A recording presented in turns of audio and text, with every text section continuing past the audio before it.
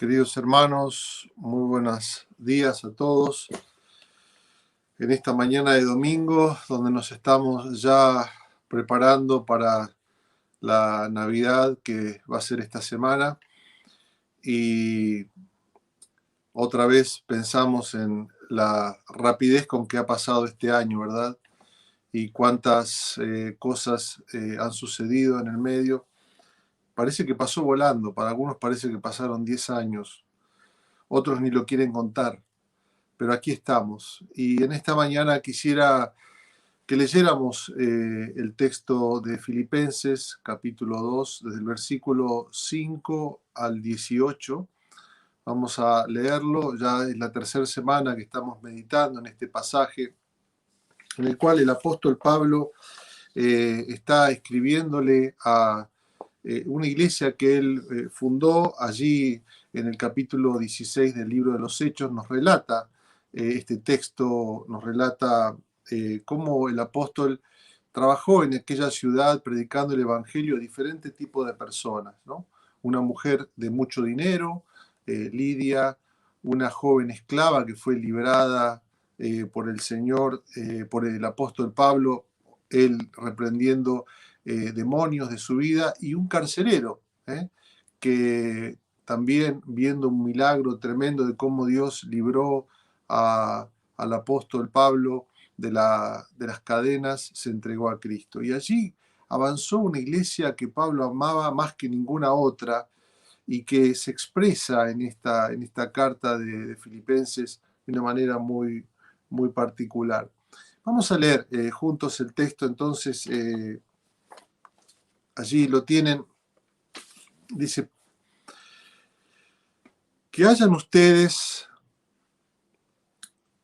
el mismo sentir que hubo en Cristo Jesús, quien siendo en forma de Dios no estimó el ser igual a Dios como cosa a que aferrarse, sino que se despojó a sí mismo y tomó forma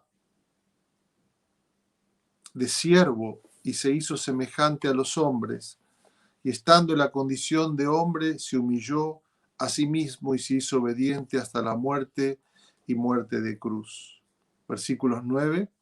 Por lo cual también Dios lo exaltó hasta lo sumo y le dio un nombre que es sobre todo nombre, para que en el nombre de Jesús se doble toda rodilla de los que están en los cielos y en la tierra y debajo de la tierra, y toda lengua confiese que Jesucristo es el Señor, para gloria de Dios el Padre.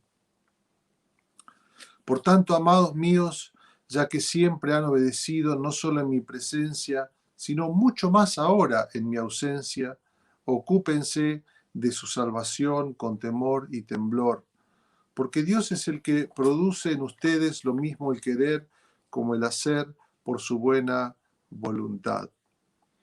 Háganlo todo sin murmuraciones ni peleas, para que sean irreprensibles y sencillos e intachables, hijos de Dios en medio de una generación maligna y perversa, en medio de la cual ustedes resplandecen como luminares en el mundo, aferrados a la palabra de vida, para que en el día de Cristo yo pueda gloriarme de que no he corrido ni trabajado en vano. Y aunque mi vida sea derramada en libación sobre el sacrificio y servicio de la fe de ustedes, me gozo y regocijo con todos ustedes. Y asimismo también ustedes gócense y regocíjense conmigo. Muy bien. Aquí tenemos entonces el texto de esta mañana, y quiero pensar en la Navidad como un nuevo comienzo. La Navidad es un nuevo comienzo. La historia se divide en un antes y un después a partir de la Navidad. La Navidad marca el punto cero de la historia, en un sentido. Y recordaba un filósofo que escribió un pequeño librito en este tiempo de pandemia y de cuarentena, que él habla y conecta con la reacción, alguna vez lo he mencionado, la reacción que uno tiene ante una crisis o ante un problema difícil, ¿no? 4 o 5 etapas. Uno es la negación, después viene la bronca, ¿no? De por qué me pasa esto a mí. Después uno trata de negociar, ¿no? Hasta que uno acepta la realidad como se le ha planteado. Y este autor dice, cuando uno acepta la condición en que se le ha planteado, uno está en ese punto cero y a partir de ese punto cero el cambio es posible. Y pensaba, y él hablaba esto aplicado a la realidad del mundo de hoy, ¿no? Que el mundo tiene que hoy aceptar este punto cero, este punto de hacernos cargo, de hacernos responsables de lo que está ocurriendo en muchos sentidos. Y no es un autor que tenga fe en Dios, pero es muy interesante lo que plantea porque la Navidad es una invitación a ver el punto cero. El punto cero es, tal es mi necesidad, que yo no puedo cambiar nada en mi vida. Necesito un Salvador. Necesito que esa salvación en mi vida venga de afuera. Yo no la puedo crear con mis propias fuerzas. Y esto es maravilloso porque este es el mensaje de la Navidad. Si hay algo que nos enseña este año, si hay algo que podemos reflexionar acerca de este año, es que no podemos cambiar nosotros con nuestras fuerzas. Hay situaciones que nos muestran claramente que no tenemos control de las cosas. Y este es el mensaje de la Navidad. Necesitamos que esta salvación venga de arriba. La salvación es del Señor, cantábamos recién. Y entonces todas estas semanas hemos estado repasando el texto del apóstol Pablo allí en Filipenses, centrado en este himno de la Navidad, ¿no? Este himno que algunos dicen es el himno más tremendo que escribió el apóstol Pablo, donde describe en unas pocas palabras toda la obra de Cristo, todo lo que Dios hizo en Cristo Jesús, por nosotros. Y vamos a repasar otra vez este himno de la Navidad, porque si hay algo que el apóstol nos deja en claro, es que la Navidad es ese punto a partir del cual un nuevo comienzo es posible.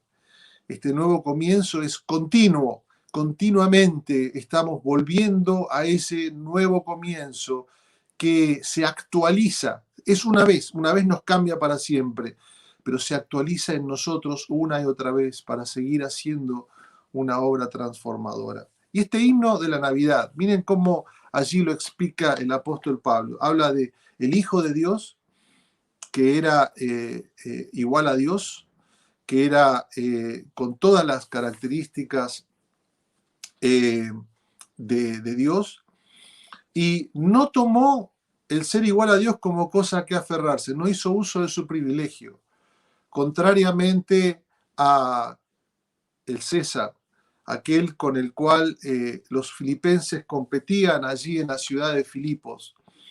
El César se aferraba a su gloria, la figura del Señor de aquella sociedad, que expresaba en todo caso la forma en que cada uno de nosotros nos queremos aferrar, ¿no? Cuando uno lee el libro de Génesis, allí dice que Adán quiso aferrarse a una gloria que no le era dada.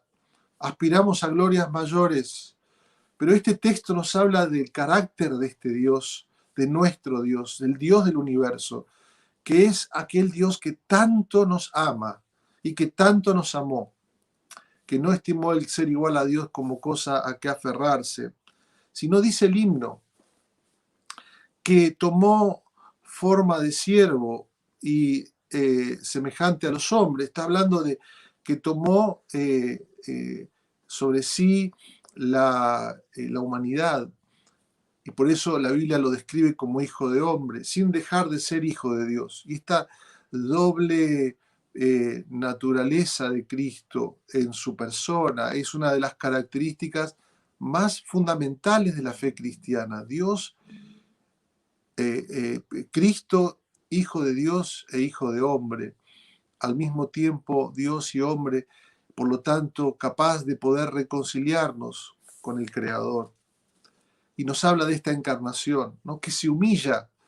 Él se humilla tomando forma, tomando las características, encarnándose y encarnado o siendo ya hombre, se humilla a su vez, obedeciendo hasta la muerte, dice, no cualquier muerte, sino la muerte de cruz. Aquella muerte que representaba en la sociedad romana la peor muerte que una persona podía tener. La muerte de un delincuente, la muerte que no era motivo de orgullo ni para llevar colgado en una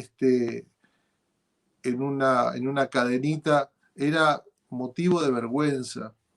Y dice la Escritura que Cristo hace esto allí en la cruz, siervo, salvador, que nos trae la redención.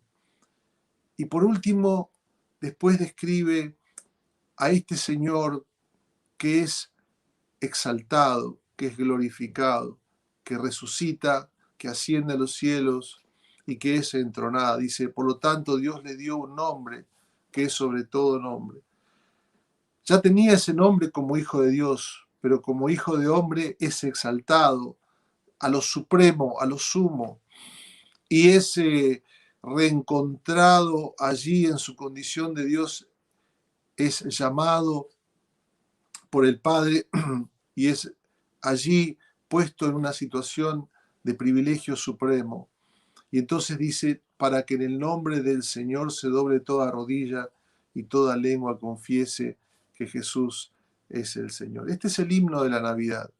El himno de la Navidad es un Dios que interviene en la historia, es un Dios que se despoja de sus privilegios para venir a salvarnos y rescatarnos, para sacarnos de este punto cero. Este es aquel que muere en una cruz, pagando una deuda que tú y yo no podemos pagar. Allí la Biblia dice que era tan alta la deuda que teníamos con Dios, tan lejana y tan radical esta separación, que era necesario que alguien pagara ese precio. Y Cristo lo hace por nosotros y nos reconcilia con Dios por medio de su muerte y de su resurrección. Entonces, aquellos que lo leían, los discípulos que leían esto, en este momento en el cual ellos estaban, su maestro estaba en la cárcel, ellos estaban siendo perseguidos y tenían problemas internos. Ese mensaje tan tremendo tenía que tener una aplicación muy práctica, ayudarlos a fortalecer sus vidas, a orientarlos otra vez en su misión y a llenarlos de gozo. Y de esto quiero hablar en esta mañana, porque si hay algo que es la Navidad es una invitación al cambio, una invitación a recordar nuestra misión y una invitación a la alegría. Vamos a verlo rápidamente. En primer lugar, la invitación es a un continuo cambio. Ahí sí lo dice el apóstol Pablo, dice, por tanto, amados míos, ya que siempre han obedecido, no solo en mi presencia, sino mucho más ahora en mi ausencia, ocúpense de su salvación con temor y temblor, porque Dios es el que produce en ustedes lo mismo el querer como el hacer por su buena voluntad. Entonces, algunas verdades rápidamente que quiero que ustedes puedan tener en cuenta. El apóstol los está invitando, dice, por tanto, conectando con este himno de Navidad. Si este himno de Navidad se puede hacer una verdad y una realidad en tu vida y en mi vida, por tanto, el cambio es posible. El cambio es posible y solo es posible por este himno de la Navidad, por esta realidad de un Dios que ha entrado en la historia y que nos ha llevado a este punto cero. Para nosotros tiene que ser motivo de esperanza. Dice, por tanto, les pido, dice allí, aunque estén a una distancia de ustedes, porque ellos estaban pensando quizás que le faltaba a su pastor y entonces no era lo mismo. Y le dice, yo no estoy en ausencia, dice, mucho más ahora en mi ausencia, ocúpense de su salvación con temor y temblor. Esto tenía que darle a ellos esperanza, esperanza de que el cambio es posible. Y también tenía que hacerlos abrazar la paciencia, porque les dice, ocúpense de su salvación. Está hablando de esa salvación que solamente pueden recibir en Cristo, en términos de santificación. Una vez que Dios ha transformado mi vida y me ha llenado de su presencia, ahora Él me invita a caminar de la mano con Él, ¿no? Y esto la Biblia lo llama santificación. Y esto habla de un llamado, ya que tengo en mí la misma presencia de Cristo, puedo yo accionar y trabajar juntamente con este Dios que vamos a ver cómo opera en nosotros. Pero entender que esto es un proceso que debe llenarnos de paciencia. Llegas a este año quizás frustrado por todas las cosas que no lograste, por todos los problemas que no pudiste solucionar. Y en tu propia vida, viendo que quizás hay un retroceso de carácter porque no te bancás estar más encerrado y no sabes lo que pasa y de repente te saltó el tigre que tenés adentro y estás agresivo o agresiva y decís, ¿qué está pasando? Yo pensé que tenía todo claro y todo en control. Y la invitación del apóstol es a entender este proceso. Ocupate hoy, ocupate mañana por tu salvación. Caminá cada día, bástale su propio afán y su propio problema. Por lo tanto, como Cristo lo ha hecho, ha hecho por vos y traído salvación, como dice allí en los Hebreos, en la carta a los Hebreos, dice, es necesario que no descuidemos tan grande salvación. La invitación es también a pensar que Dios no terminó con nosotros. Dios no terminó con nosotros. Por lo tanto, Él nos alienta en el versículo siguiente de esta manera. Dice, porque Dios es el que produce en ustedes lo mismo el querer como el hacer por su buena voluntad. La gracia de Dios nos empodera. Fíjate lo que dice allí. Él produce en ustedes el querer y el hacer. La gracia de Dios nos empodera. Dios no ha terminado con nosotros, termina este año. ¿Sabes lo que nos dice la Navidad? Que este Dios que nos ama tanto y que ha hecho algo por nosotros, sigue actuando en nosotros a través de su Espíritu Santo. La gracia de Dios nos empodera. Dios no ha terminado con nosotros, por lo tanto, no terminemos nosotros con nosotros mismos. No nos auto boicoteemos. Abraza el mensaje de la Navidad. Te quiero alentar. Si esto es verdad, si el llamado es a ocuparnos y a entender que el cambio todavía es posible y debemos seguir siendo cambiados, entonces busca ayuda si es necesario. Busca la ayuda de una comunidad, la ayuda de un hermano. Llama a los líderes, a los que estamos disponibles. Busca ayuda. ¿Por qué? Porque hay una invitación que Dios nos hace a seguir cambiando. Porque ese cambio es posible, porque Él produce en nosotros no solo el querer, sino también el hacer por su buena voluntad. Este es el mensaje de la Navidad. El cambio es posible. Pensemos hacia adelante que Dios va a obrar y va a seguir obrando en nosotros por medio de este mensaje maravilloso que se actualiza a través del Espíritu Santo. En segundo lugar, rápidamente, recuerden su misión. Fíjense lo que dice allí el apóstol. Háganlo todo sin murmuraciones ni peleas, para que sean irreprensibles y sencillos e intachables hijos de Dios. Irreprensibles, que no tienen motivo a alguien de reprocharles, sencillos e intachables hijos de Dios, en medio de una generación maligna y perversa, en medio de la cual ustedes resplandecen como luminares en el mundo, aferrados a la palabra de vida, para que en el día de Cristo yo pueda gloriarme de que no he corrido ni trabajado en vano. El apóstol les está invitando a que recuerden su misión y le dice, en primer lugar, trabajen por la unidad en misión. Hay una razón para que la unidad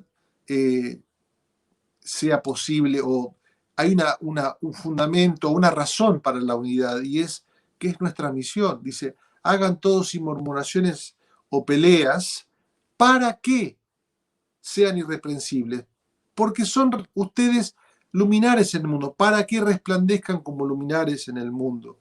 La invitación es, no te quejes, no te quejes, no te quejes. Conectalo con el versículo anterior. Si Dios hace en nosotros el querer como el hacer, si Cristo ha venido y ha sido el regalo más grande que tiene esta Navidad, el más grande que tiene este año, no se compara con todo lo que has perdido. Él es tu ganancia. No te quejes.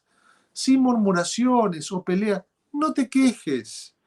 conscientes también de la dificultad. Dice, para que ustedes sean irreprensibles, intachables, sencillos, porque ustedes están en medio de una sociedad o de una generación, dice allí, en medio de una generación maligna y perversa, ¿no?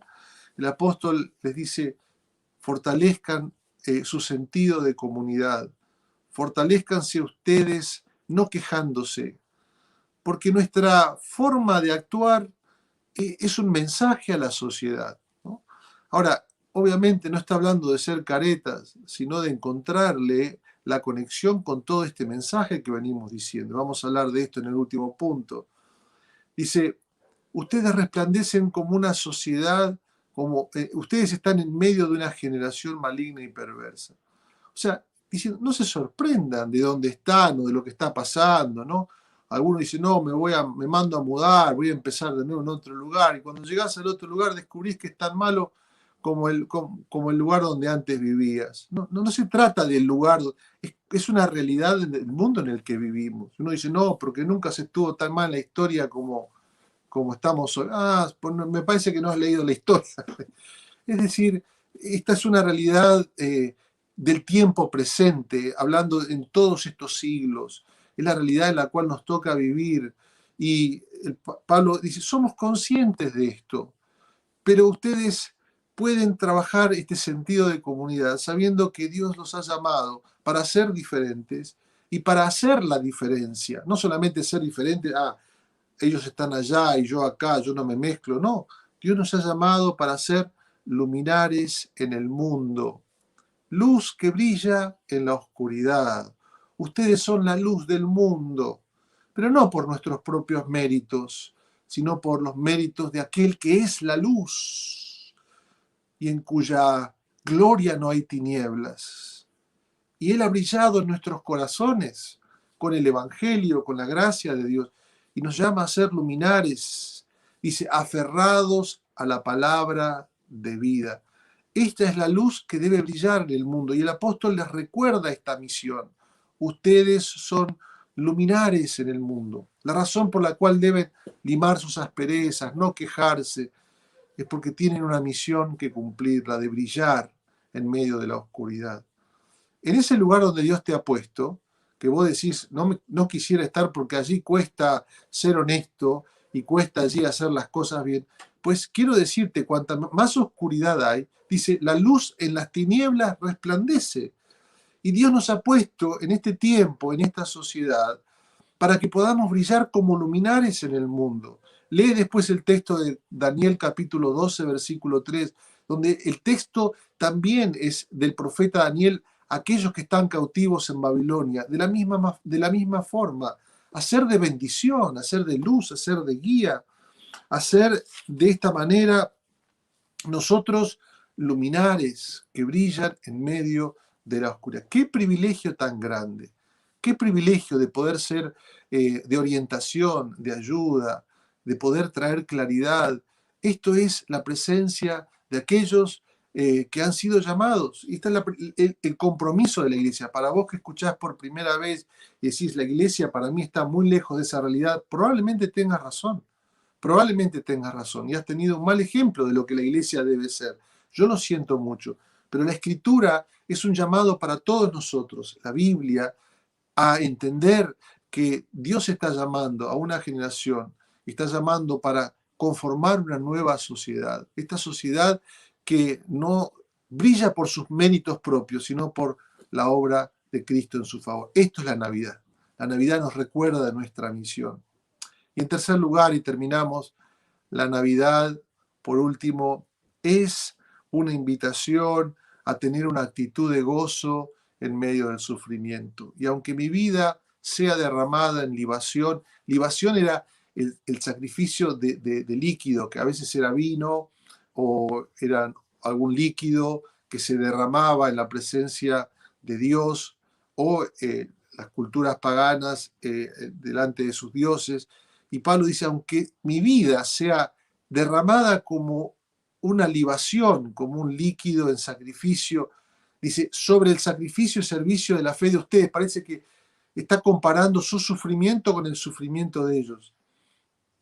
Ustedes están sufriendo, ustedes son un sacrificio delante de Dios. Esta es la idea de entrega, la idea de buscar la gloria de Dios. Y dice, ustedes y nosotros estamos sufriendo, dice, por causa de la fe. No es un sufrimiento, ay, que me duele la muela, no, es por causa de la fe, un sufrimiento a causa de la fe. Dice, me gozo y me regocijo con ustedes aún. Pablo ha encontrado en medio del sufrimiento el motivo o una actitud de gozo. Y esta es la invitación a la cual él también les hace a los filipenses. Les dice, asimismo también ustedes gócense y regocíjense conmigo. Este es el gozo que la Navidad permite encontrar. Este es el gozo en medio del sufrimiento, el gozo en medio de la oscuridad. Como cantábamos la canción recién, el cielo gris pronto pasará. ¿Quién es como el Señor? Salvador amoroso fiel. Mi mal pagó, en la cruz venció. Mi salvación es del Señor. La Navidad me invita a deleitarme, no en las circunstancias, cuán difíciles puedan ser ellas, sino me invita a encontrar un deleite. Esto es el gozo, encontrar deleite en esta narrativa, en esta historia, en este hecho que Dios ha realizado a nuestro favor. Y la invitación es, a lo largo de la historia de la humanidad, es que un pueblo, el pueblo de Dios, aquellos que se han encontrado con Dios, vos podés encontrarte con Dios en esta mañana, encuentren un gozo que este mundo no puede dar. La paz de Dios que este mundo no puede dar. La paz que sobrepasa y la alegría que sobrepasa todo entendimiento. Esa es la única que puede venir cuando encontramos deleite en esta hora. Porque si Dios ha sido y nos ha dado todo en Cristo, ¿cómo no nos dará juntamente con Él todas las cosas? Pablo habla de este privilegio de sufrir y les dice, yo me gozo porque sé que hay una misión que se está cumpliendo. Me gozo porque esto hace evidente cuán poderosa que es la luz y que la oscuridad muchas veces la resiste. Pero hay gloria, hay gozo, hay motivo de alegría. Así que en este fin de año que estamos llegando, vamos a hablar un domingo más todavía, pero en esta Navidad yo quiero que le cantes a tu familia con los que vayas a compartir, decirle, dale alegría, alegría a mi corazón. Es lo único que te pido, por favor. No te la va a dar tu vecino, no te la va a dar tu familia. Cántenlo juntos y cántenselo a Dios. Dame alegría, Señor. Que pueda encontrar gozo en esta verdad y en esta realidad, aún en medio del sufrimiento. Gracias por tu vida y gracias por tu salvación. El cambio es posible. Recuerda tu llamado y tu misión. Desarrolla una actitud diferente. Este es un mandamiento al cual Pablo nos invita a todos. Les digo a ustedes, regocíjense conmigo, alégrense. Vamos a orar. Señor, te damos gracias por tu palabra. Gracias te damos, Señor, por lo que tú nos enseñas esta mañana. El cambio es posible.